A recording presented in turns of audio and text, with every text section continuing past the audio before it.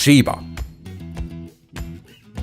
Selle koera iseloomustus sobiks suurepäraselt kirjeldama tänapäeva naist.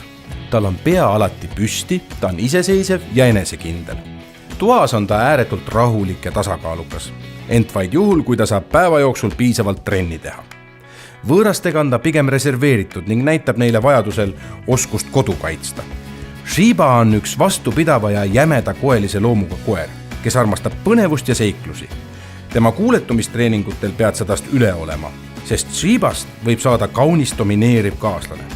Ta vajab igapäevast pikemat jalutuskäiku, ent mõnel päeval piisab ka kauakestvast mängust koduhoovis. Shibal on uskumatu isoleeriv topeltkasukas, mis koosneb tugevast sirgest pealiskarvast ning ülipehmest aluskarvast. See aga vajab hoolitsevat kätt vähemalt kord 2 nädalas. Huvitav teada, arvatakse, et Shiba viitab koera väikesele kasvule, sest ta on Jaapani 6 koeratõust kõige pisem. Shiba, kindlameelne ja tasakaalukas sõber.